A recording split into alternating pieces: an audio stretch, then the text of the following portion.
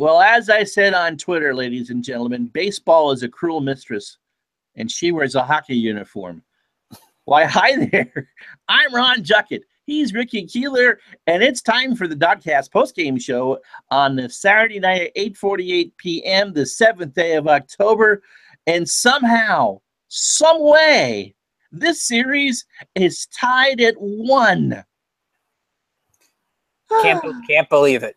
Can't believe it, but this team is a resilient bunch. It's a team that doesn't give up. We've said that the entire season, and a team that looked pretty much dead for 7 innings.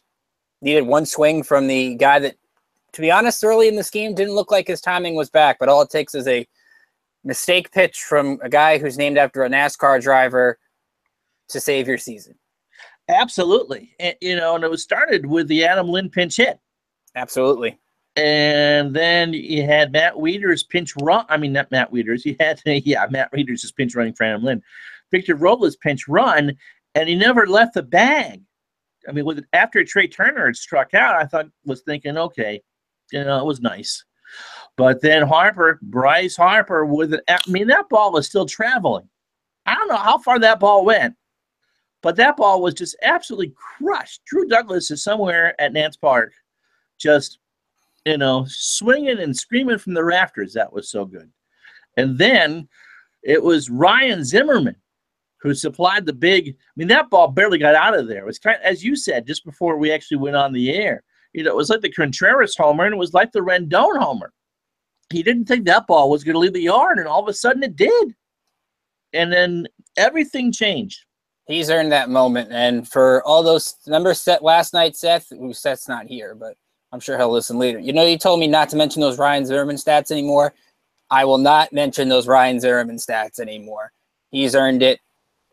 That for what he's done for the franchise, to have that kind of moment that he's going to have in his career. They're going to play it on his video tribute, and he earned it.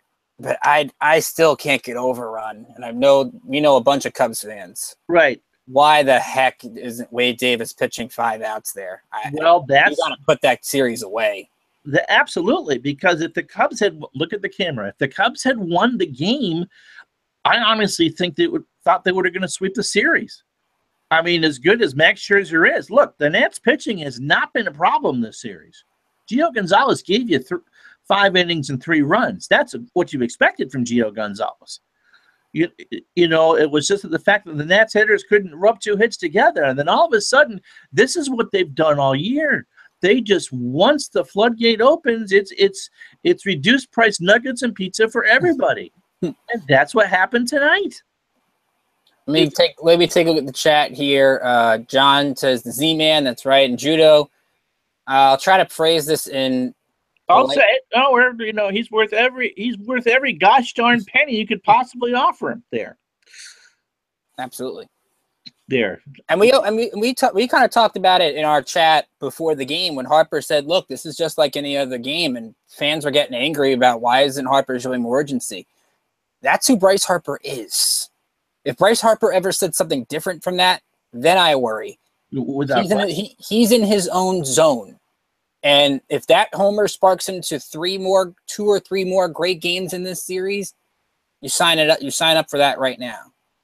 I think who just signed up for some good games at Wrigley Field is Ryan Zimmerman, because once he gets started, once he gets out of that funk, he'll go on a tear the next few days, and boy, the Nats need it. Here's some totals. Oh, by the way, this series is now 6-2 and even.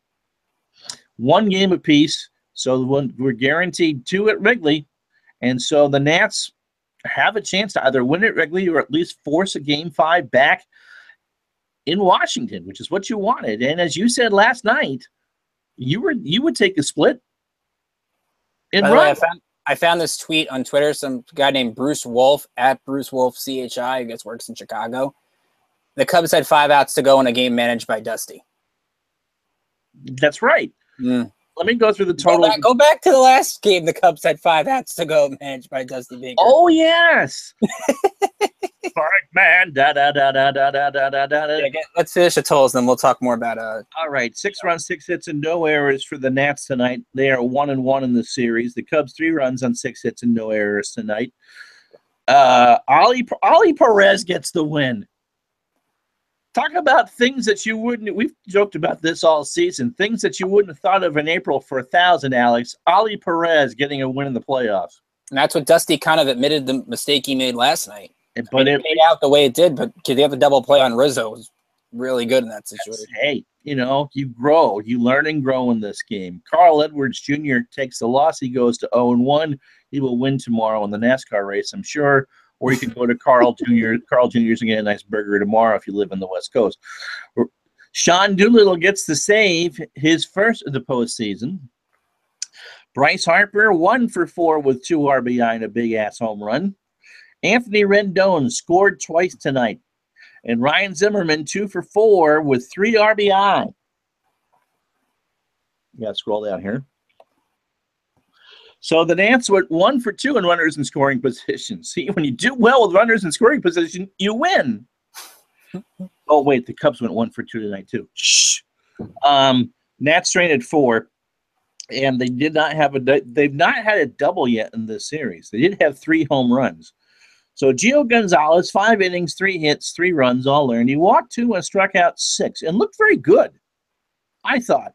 After the home run hit by Rizzo, he lost concentration for the rest of that inning. But of the 5 innings, I thought 4 of them he looked great. And when Contreras hit the home run, he bounced right back. Matt Albers, there's your long man, 4 outs and hit and a walk. Nothing else. Sammy Solis, how cool is that? 2/3 of an inning and a strikeout. Madsen, 2 batters. He got 1/3 of an inning and then a single. And then Ali with the double play. And Doolittle in the win. Doolittle goes an inning, allows a hit, and strikes out 1. Gonzalez, by the way, 83 pitches and 51 strikes. Albers, 25 pitches, 14 strikes. Sammy Solis, 8 pitches for 5 strikes. Madden, 6 for 5. Ali, 2 for 2. And Doolittle, 12 for 9. And so John Lester, who really pitched, you could tell he's a playoff veteran, 6 innings, 2 hits, a run. It was earned. He walked 2 and struck out 2. But it was their bullpen that gave up all those runs. Okay, and there's obviously nothing. The Dodgers and Diamondbacks will kick it in a few minutes, and that's it in Major League Baseball. So that's the scoreboard. So go ahead with what you were thinking before the totals. Well, looking at Gio's night, and we were going back and forth between my account and you were on the district account tonight. I thought the Contreras home run I don't really consider a mistake because that ball looked like a pop-up that just kept carrying and carrying and carrying. So the lone mistake he made, and it's the thing with Tanner Roark too that we'll see in a game 4. When you rely on your curveball, it's gonna burn you sometimes. And he hung a pitch to Rizzo, and he owned Rizzo over the course of his career. I think that's what got Gio surprised was that Rizzo was 2 for 22 against him going in, never had an extra base hit against him, and he hit a 2-run homer. I mean, Bryant and Rizzo are the 2 guys that have come up with the big moments. But you look at the Nats in this series. Who on the Cubs has done anything besides Chris Bryant and Anthony Rizzo? Well, I mean, besides those 2 guys, the Nats pitching's doing a heck of a job. For 17 innings, that's all they needed was Rizzo. And think of this, you look at all sorts of weird stats and pitches and all that don't quite fit on the Fangraphs page. We talk about postseason home runs. You go back to Gibson's in '88 off of Dennis Eckersley, who was just unhittable that year. Eckersley says he threw 2 sliders all year, and one of them was to Gibson, and that was the home run because it was all high fastball. You just never know what's going to happen this time of year. John III asks, would you have pinch run for Wieters? Yes, but it worked out. That's maybe one of the criticisms you can look at going into game 3 is Dusty put together a 6-man bench. And I think the bench, the 2 guys that he's mainly used, Adam Lind, obviously the big hit tonight, and how about the job Howie Kendrick did, working that walk in the 5th inning on 4 pitches. He had the strikeout last night, but he battled back, didn't chase anything Lester threw out of the zone. So I think he's put together 2 pretty good at-bats, even though he struck out last night. But it's about getting Victor Robles in the game. And I really think, Ron, the lone reason he's not running for Wieters is I think they were nervous Jose Lobaton was going to come up in the 9th inning and they don't have another catcher. Right. And that's absolutely a legitimate reason to do that, too. And it all worked out in the end. Ricky and I watched together the end of one of those Cubs-Brewers games. And we're going back and forth on what Milwaukee should have done and shouldn't have done in that game through the 8th and 9th innings. And then that was the Travis Shaw walk-off in the 10th. And so all the things that you think that, you should do for strategy, just kind of, hey, sometimes it just works. Judo says, I'm sure Zim would have taken all of those 300 runners for this moment. It was absolutely fantastic. The thing about Bryce that I've noticed, this is Judo again, he's been absolutely catalyst for this team this season. Yeah, no, I agree with that. John III says, Ali comes in while all of the Twitter gives up hope, has given up hope, just quietly goes about his job and gets the win. Love it. I feel wonderful for Ali Perez. You'll never take that away from him. You'll never take that away from him. He got a win in the postseason. People forget that the Indy Chavez game in 2006 was started by Oliver Perez, and Oliver Perez pitched pretty well in that game. So he's known for at least some good postseason things.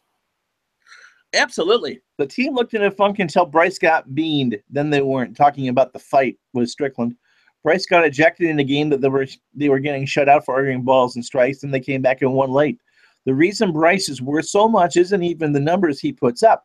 He can turn the universe on its side and change the whole team in an instant. That's Judo. You know what, Judo? I'm more and more convinced that he re-signs with this club. And if they make a deep run this year or next year, I definitely think he stays. When I started at District on Deck, I thought that they would make a decision on him at the end of what would be this season. No, I think he stays.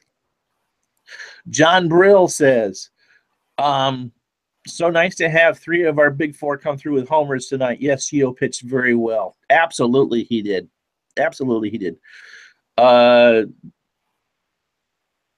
Judo says the bullpen won't get the credit they deserve for the night, but would not have won tonight if they didn't do the job. The bullpen has done that the entire second half of the year.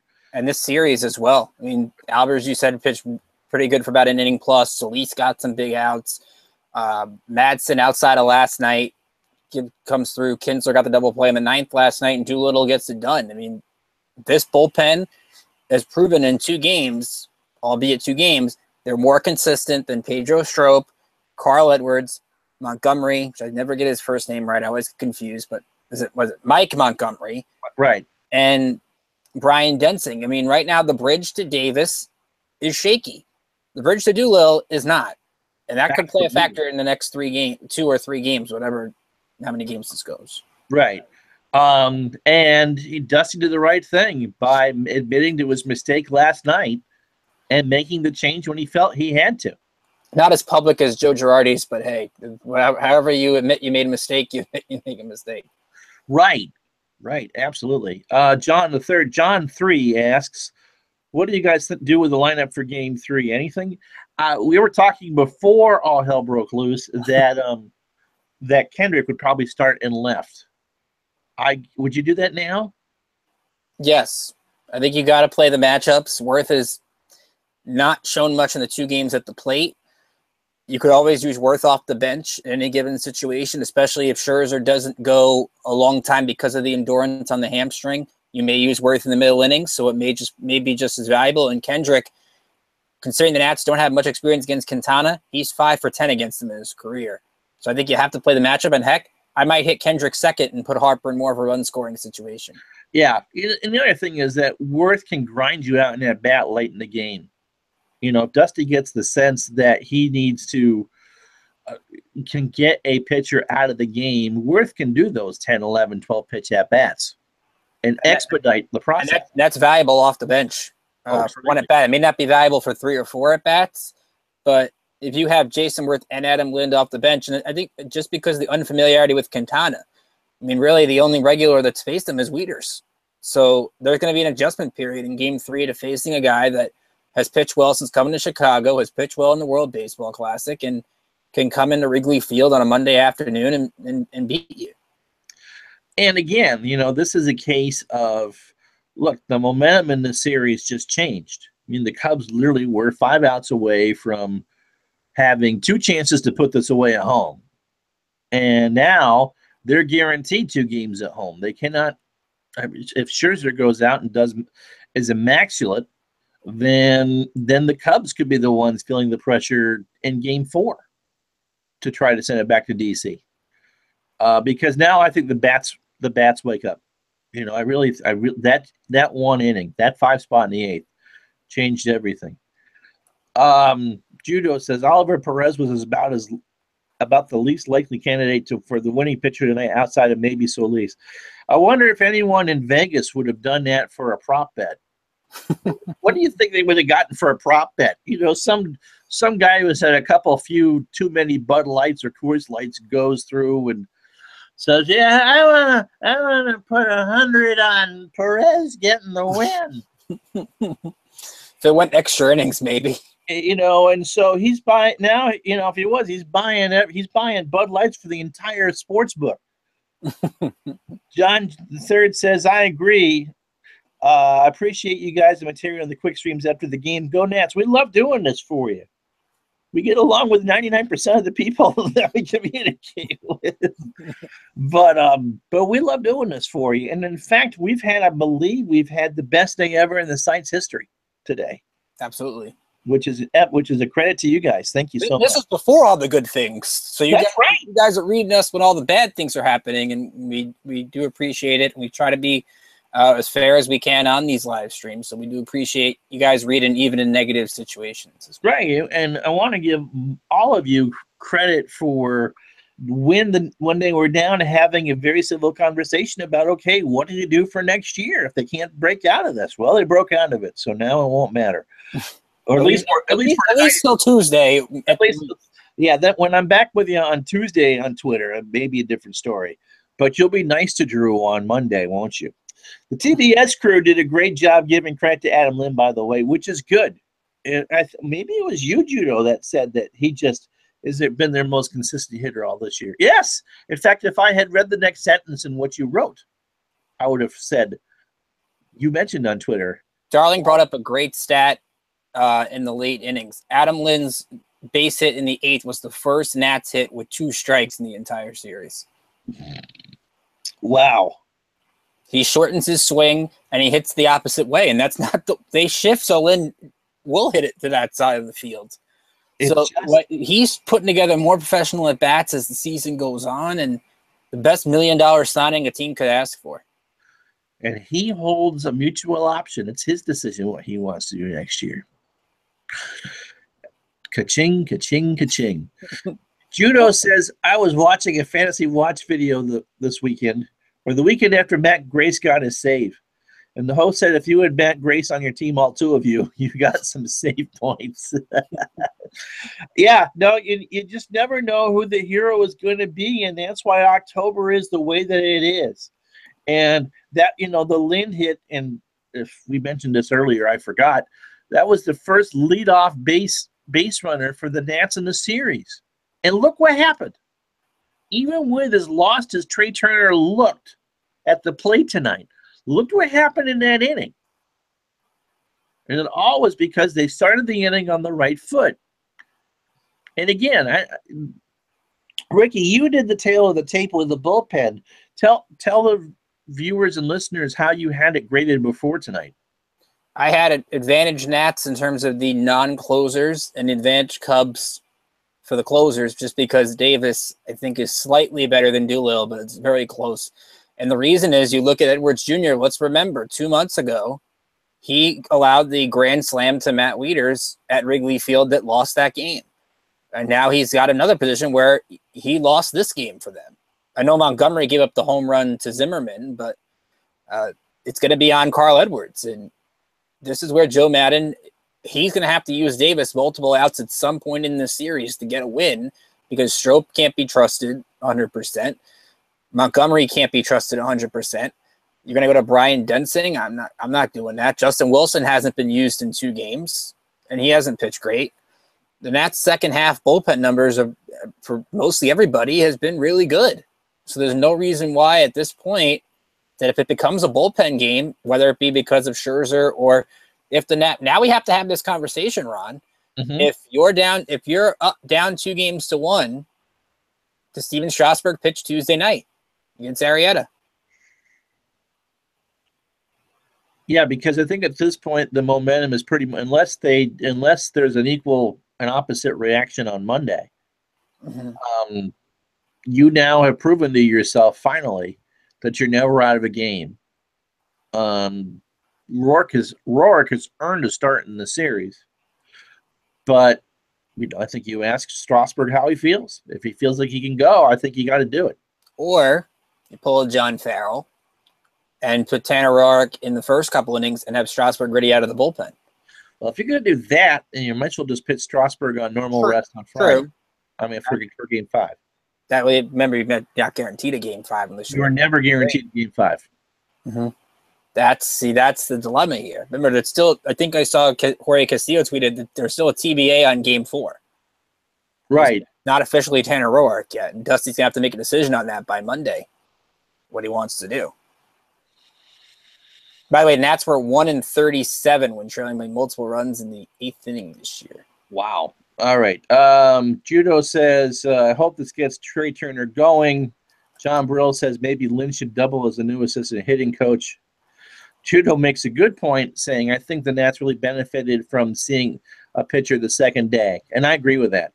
Once you've seen what they had to offer, it worked. John the third, especially as a leadoff hitter, he's talking about Turner here, would like to see Trey with more knowledge of the strike zone, but I guess that comes with October experience, and they threw him some good pitches. But I'm surprised he hasn't dropped one because he is so fast, and that's all it's going to take. I really do think when Turner reaches once, then that's, I think that's what sets it up for him the rest of the way. He just has to get on base that first time.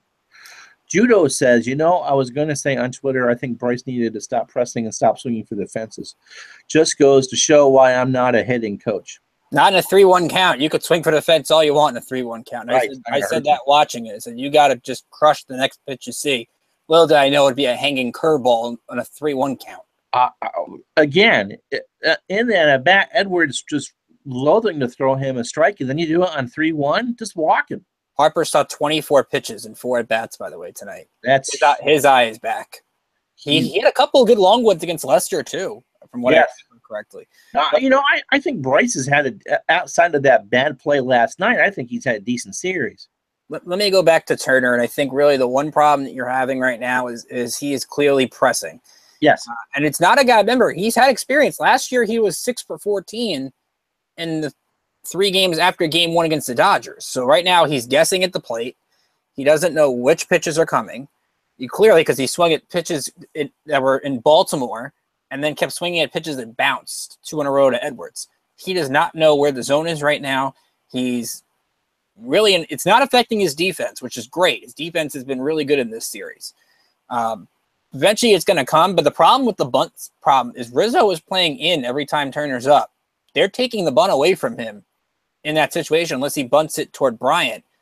But I don't really know if Turner bunts that often to begin with. So it's going to be about Turner's going to have to maybe get lucky on an infield single or something to get him going. But if there's one really big concern going into Wrigley, it's Trey Turner.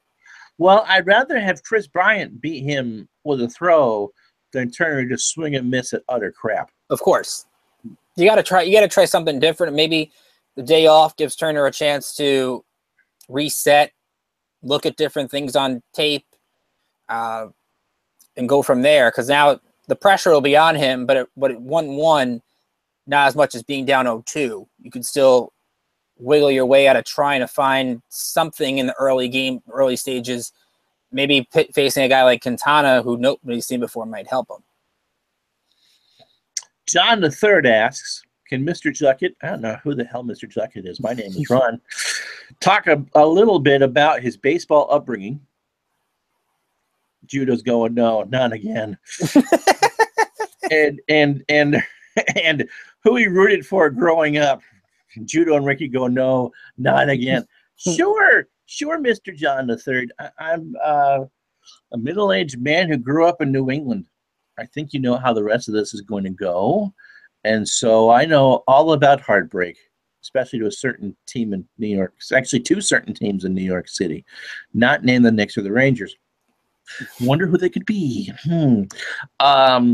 So, I grew up a Red Sox. Oh, that's all right, John. Don't worry about that. I grew up a Red Sox fan and survived 78, forgave them for 86.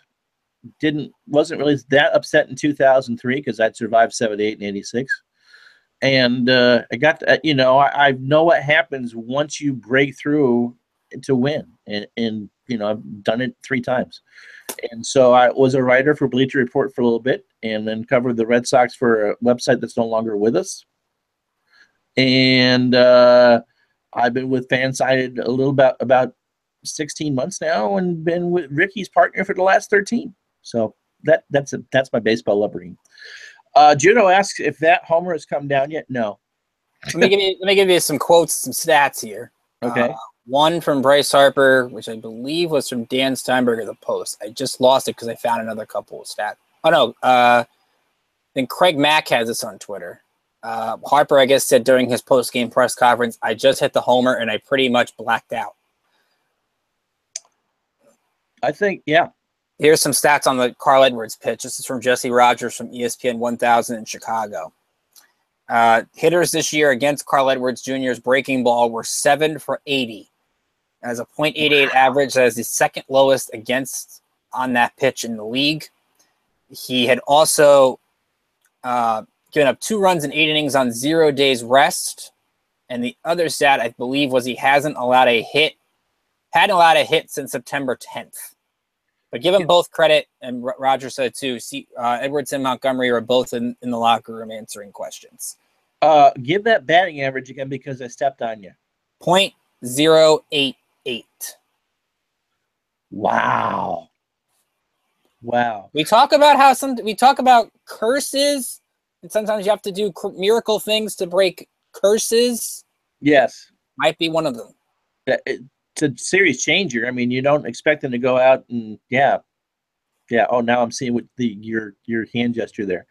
I swear that the sound of Bryce hitting that, Judo says, was the greatest sound I've heard in my life. It had such a crisp sound to it, like a luxury car door closing. I'm stealing that, Judo. At some point, you'll see me use that. And to give credit in that 8th inning, also, we'll talk about Harper and Zerman's home run. Anthony Rendon's walk, absolutely, after the home run. That was huge. Danny Murphy with a nice slap single to left field. He might be finding it because that's a tough battle for Murphy, lefty on lefty, and he hadn't seen him before. Don't apologize, John. You're fine. John Brill says, yeah, Trey was doing the exact same thing at the plate after his first big stretch. Hopefully he gets back in the swing of things Monday. And I really do think that I would just try to drop one. Mm-hmm. If it doesn't work, it doesn't work. But you at least have them thinking about it. John III drops us some very nice words, and we thank you very much for that. By the way, to answer the other, was it John Brill's question? I guess we'll throw this in there for the non-Nats portion. Which one of our teams avoids a sweep tomorrow night, if any of them? You have a better chance than we do. I don't know. Okay. The closer of the team is liking an Instagram post that calls Girardi an imbecile. I have a feeling that the American League Divisional Series both end tomorrow. All right. Well, if we both think that, which one do you think the Yankees have the better chance? If Chris Sale comes out of the bullpen, all bets might be off. The Red Sox season comes down to Doug Fister, which we mentioned yesterday. 5 years ago, Doug Fister is the only pitcher to beat Madison Bumgarner in the postseason. I'm just saying. There's Nats fans in the chat, help me out here. How good Doug Fister was for at least a portion of his career. That's all that matters. 2015. There's talk now. There was stuff in the Boston Globe this afternoon that Farrell may be coaching for his job, which is what the Chris Sale to the bullpen tweet I saw today would indicate. John III says, Fister, I barely knew her. We'll be here all the week. Tip your waitress appropriately and please try the veal. By the way, Paul Goldschmidt homered off of Rich Hill. It's 2-0 Diamondbacks. So what's the over-under on? What's with every other series besides Cubs Nats? Well, I know Rendon did it in the first inning night, but with big first inning home runs. I still have the over-under on Hill's blister being in the third, right? I believe so. I think that's what you decided. Was it last night or the night before? One of those shows. They're all kind of blend together now. What John We'll play the audio later. Yeah. Judo, that wasn't inappropriate. That was funny.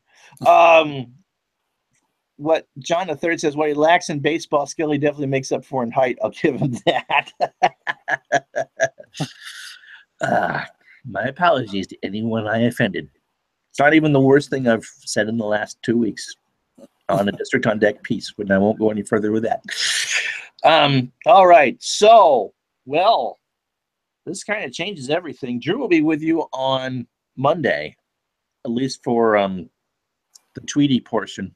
Now, remember, depending on what happens tomorrow, it's either a 4:08 first pitch if either Boston or New York wins on Monday. If neither of them win, it's a 5:38 start time on Monday. So adjust your Columbus Day schedules accordingly. Okay. And Judah says maybe the Nats and Cubs are just that good. They are. Well, you look at the number. They played 16 games since 2016. 13 of them have been by 3 runs or less. Yeah. They've, and I don't think this was a deal breaker for the Cubs in the series. No. But you rue the chances that you have to put a team away. I don't, I think the 01 Red Sox, 03 Red Sox, one of those Red Sox teams, I don't know if actually take that back because they lost the first 2 in Oakland. I don't know of any team who has lost the first 2 at home to have bounced back and win a best-of-5 series. It really was. Didn't the Yankees do it against Oakland? To lose the first. Yes, that was the Jeter series. It was 0-1. Mm-hmm. And I think San Francisco did it to Cincinnati. That's what Candlestick Will was tweeting at me at one point. We did it. You can do it too. So, all right. So make that 14. I got to check to see what Judo tweeted out. So what did we have on the site today? Well, we had takeaways from last night's game and the preview of today's game and Ricky calling out the offense. And the offense obviously reads Ricky's stories. And so they responded appropriately. Now, getting into game 3, what are your expectations for Max Scherzer? Maybe do the Dusty quote from MLB Network Radio today. He says, endurance is a question when you're slightly injured. Do you have the endurance, or what happens when that area gets a little tired, meaning the hamstring? So we got to keep an eye on him. What are your expectations for Max on Monday? That's a very good question because I really hadn't thought as far as game 3. I think there's now some pressure on him. That he's going to be yanked out of the game over his dead body unless he's racked early. It may be a case of how he feels warming up. It would not surprise me to see him throw 7 innings and strike out 10. And also, I'm going to take the chicken way out of that. It also would not surprise me if he got through warm-ups and said, I can't go. Which Tanner Roark better be ready. My guess is you probably see something along the 6-inning, 100-pitch, good effort line. I mean, the Nats pitching has been fantastic in these 2 games, and I wouldn't expect anything less of Scherzer. Now, Scherzer did face the Cubs earlier this season, but that was at home back on June 27th. 6 innings, 1 run, 2 hits, 6 strikeouts on 93 pitches. Nats had a big lead at the time, so that was why Scherzer got pulled earlier in that game than the normal 106 pitches that he's had. But go back to last season, and some of you guys might remember this in the chat. At Wrigley was arguably one of the worst games he's had as a National. 5 innings, 7 runs, 7 hits, 7 strikeouts, 3 walks, 4 homers. Of course, the start after that, he struck out 20. But some of the guys you want to watch, Ben Zobrist, who has 3 home runs and 25 at-bats against Scherzer. He only has 5 hits. Rizzo's 3 for 10 with a homer. Chris Bryant's 1 for 10 with 7 strikeouts. And Hayward is 4 for 11 with a double. Those are really your only significant numbers against Scherzer. Russell has a home run in 5 at-bats. John the third, John, is it the third or John 3 or whatever, ask, do you just push Max to game 4 and have him and Strauss in 4 and 5? No, I wouldn't. And here's why. You have the chance now to put the Cubs in a position where they must win game 4 to keep their season going. Scherzer in game 3 down 0-2 just kind of delayed the inevitable. But now you have arguably the Cy Young winner going in a position in a tie series where he may be better off. The only position you would have pushed him back is if you were up 2-0. Then you could talk about putting Tanner Roark game 3. Absolutely. Leaving Max for the championship series, but you can't. You're not in that position. To me, you got to get, again, like Ron said, 6 innings, a couple of runs, and find a way out of it. By the way, Byron Kerr tweeted that Sean Doolittle and Matt Albers told him Oliver Perez warmed up 3 separate times last night before the double play tonight's game. Wow. So give Ollie credit. He must have been pretty tired after all those warm-ups last night. Ollie's had an under-the-radar year. You've written about that, I know, at least once. I give him a lot of love on Twitter, and I know a lot of people don't. But by the way, let me also throw this plug out there. If you haven't, I'm sure Bleacher Report has it. Go watch the Casey Stern follows Dusty Baker video round, and brilliant. you will see the context of the quote he gave me last week. He kind of said some of that quote on the air during the pregame today, but you will see why the players and everybody loves Dusty. He's in his Atlanta community, having soul food at the shoe store. That was awesome. Fans. TBS has done outside of the scoreboard being a little bit too small, they've done a good job with their coverage so far. Yeah. Al, Red Sox fan. Wow, what a game they needed that. Hope everyone is doing well. We're doing better now than we were a couple hours ago, Al. What's up, Al? And congrats to you guys. Thanks, bud. Mike Maddox said, this is John Burrell. Mike Maddox said Max was feeling good, so I have high hopes for him Monday. I don't think he was too hurt anyway. Mostly precautionary stuff. I'm not buying he wasn't hurt because he should have started today if that was the case. Quote of the night, John Smoltz. This is before the 3-1 pitch to Bryce. Rendon with the only run of the night for the Nats is on deck. I don't know if that was Smoltz. Might have been. Was that Darling? Might have been Darling. Might have been Darling. And I had a thought and I lost it. That's not the first time and it won't be the last. No, don't forget. The expectation should be low on. I'm not saying low. I'm not going to set the 8 innings, 15 strikeouts. I'm not looking for that. You got to get the key would be get a lead early. We talk about that all the time, and this postseason kind of showed it. If you get out in front early, look at last night in L.A. Dodgers got 4 runs without getting an out, and Yasiel Puig sticking his tongue out while sliding into third base. But really, besides that, if you get a big lead early, outside of what happened in Cleveland, you usually win these games. Right. I remembered my thought. Okay. Because Gio pitched today, game 5 would be his normal next game.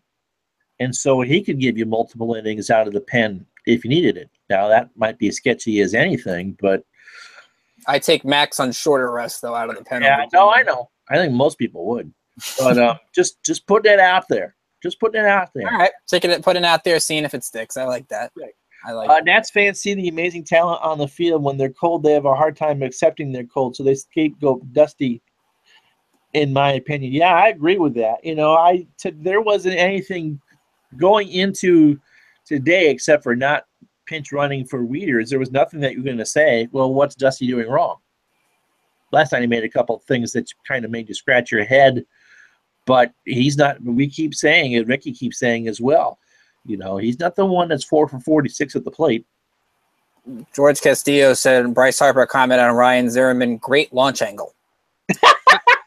By the way, you talked about Vegas and the whole win thing.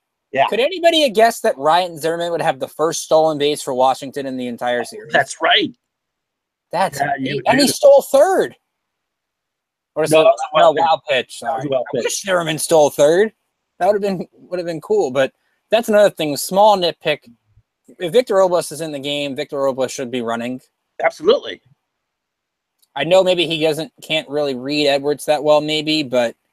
If I have Robles in there for Lind, I want him running. So Al sends us some very kind words. Thank you, sir. Favorite tweet of the night, Judo says, after the 5-run eighth. Don't worry, dude. Most hated Nats closer is locked to two guys who have a stranglehold on it. Can't do worse. Twitter, you cease to amaze me. You know, maybe when the Red Sox won in 2004, they brought out, or one of those World Series, they brought out Bill Buckner the next year to throw out a first pitch. I think it was 2005, or one of those games in that series, to try to forgive some old wounds and all that. You know, maybe the Nats should bring in Drew Storen to throw out a first pitch so he can finally get if they advance, to finally say, we've forgiven you for that. You mean like a pseudo Bill Buckner? Yeah. Okay. Yeah. I was going to say Bartman, but I haven't seen Bartman throw a first pitch in Chicago yet. Al says I was correct. It was the 2005 season.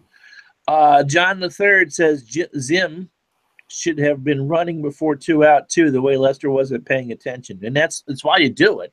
You know, they should have run all over John Lester, but they couldn't get on base. That was the one disappointing thing, is they never got any chances to run on Lester, but let's give John Lester a lot of credit. We told you guys on Thursday how tough it was going to be to hit this guy in the postseason. He's as locked down as they come. He's probably, I'm trying to think of this as hyperbole, the best left-handed starter in a postseason since Pettit.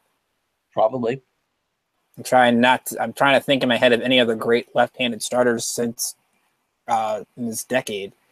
But yeah, I would put Lester in that category, and I've never seen – it's been a while since I've seen Lester show that much emotion like he did after the Turner strikeout. John Burrell says, don't you think this game helps Gio's confidence for the postseason even with the home runs? Oh, absolutely. He adjusted so well in the first inning after that home run. In the fourth, I really couldn't blame him because the way the offense was going, three runs felt like an eternity. And going to Wrigley, another thing, the Nats are now away from the tense crowd at the ballpark.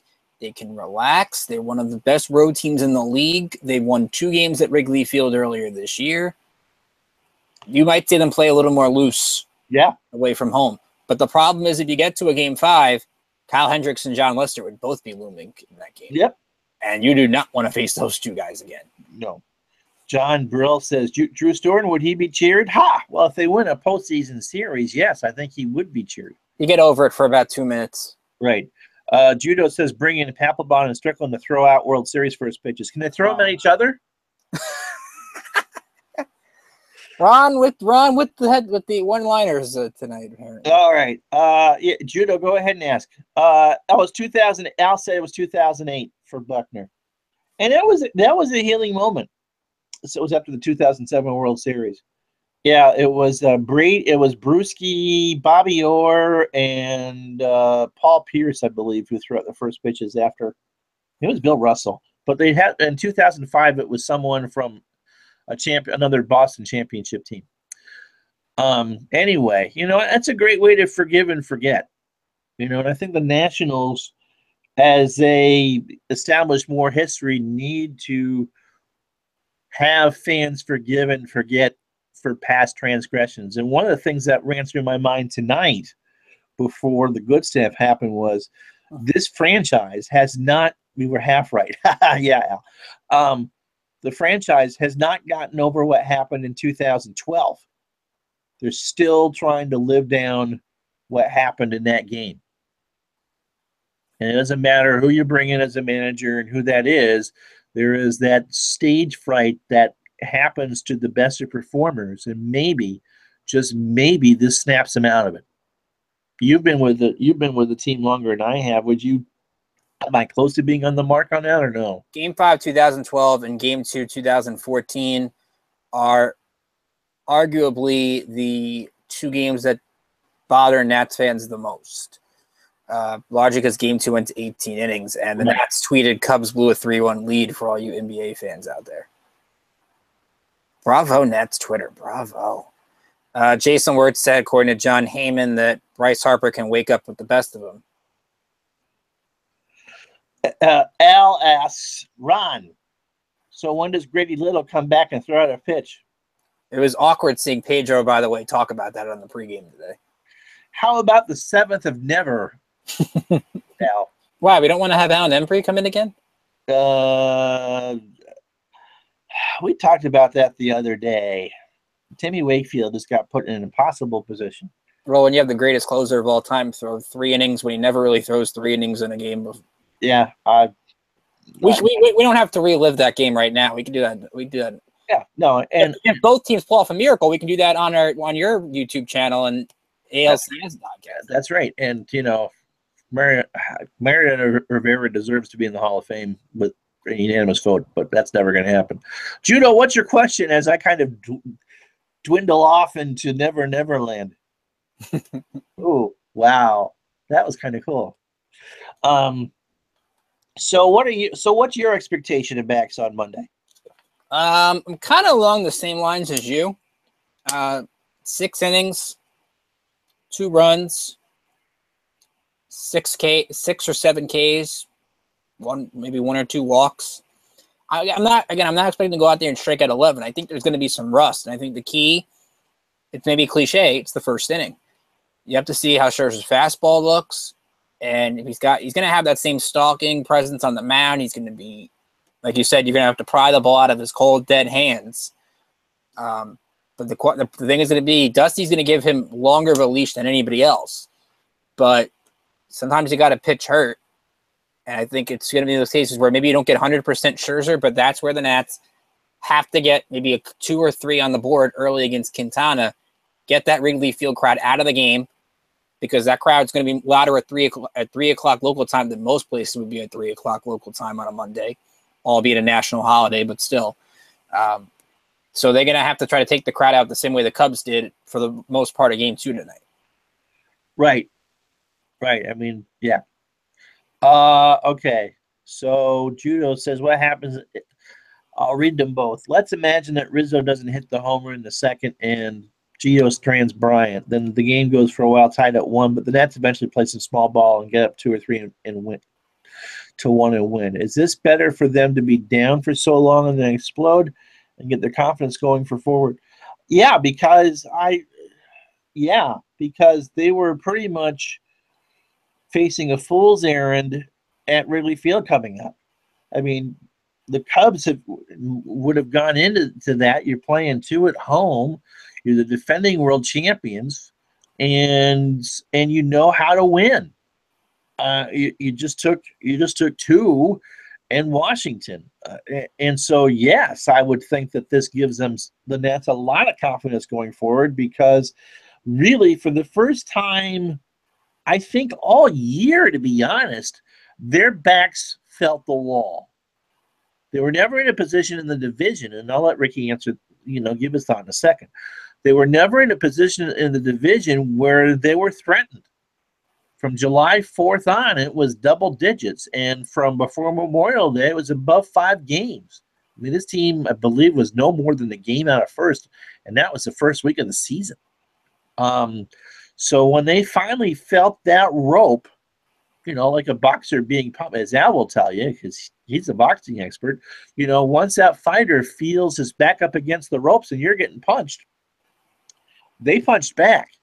And they haven't needed to do that this year. And when really they had to do it, they did.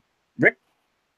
I would say, to give a Nats example, after Wirtz home run in Game 4, we forget the team did lead 6-0 in Game 5 before everything went wrong. So these games can have a residual effect. They needed a game like this. They needed somebody to spark this team. If it's not going to be Trey Turner, it needed to be one big swing. And fitting, it's the bat flip / death stare / hair flip of Bryce Harper, which is 3 great things when Harper does them all at the same time. It's fantastic. There's going to be memes about that. That's how great it was. But I think you needed a game like this, and it kind of exemplifies what this team is. They're not going to give up without a fight. I know it looked like it last night. Last night was just one of those games where the pitcher was better than you, and Hendricks has the better matchup. We talked about it last night. This team doesn't quit. We've seen it all year. Remember, there was the game, I think their only win before tonight, coming back in the late innings in the 8th, maybe, was the trying to think of the game. The Matt Wieters game winner against Baltimore. Yep. They're down like 6-2 in the 8th inning or something in that game, or something along those lines. They don't quit. They have the right part of the lineup up, and Harper's earned the trust, Rendon's earned the trust, Murphy's earned the trust, and Zimmerman's earned the trust. You have 4 guys that can change a game with one swing. You have 2 of them off the bench. Matt Wieters, I think, is going to, outside of taking 2 hit-by pitches, he's going to wake up, and we can't go remiss without talking about how consistent Michael Taylor has been. He is hitting line drives. He is taking pitches. He is working counts, and that can lead to good things for him when the series heads to Wrigley. In fact, I'd look at the battle at center field. Albert Almora is a 360 hitter at Wrigley Field. Maybe Taylor versus Almora changes the tone in the next couple of days. Judo brings up I agree with all of that. Judo brings up a good point. Looking back at the replay of Harper's and Zim's homers, Bryce came charging out of the dugout to greet Anthony Murph and Zim after Zim's homers. Things like that Bryce doesn't get credit for. We forget, and this is not a slam on Aaron Judge and the Yankees at all, that Bryce Harper is younger than Aaron Judge. Mm-hmm. Which is, we forget that. He was Eric Fetty's high school catcher for crying out loud. Al says they came back swinging and got the KO. Yep. Judo makes a good point. Non-Nats fans see him getting angry at umps and their pitchers getting slugged by him.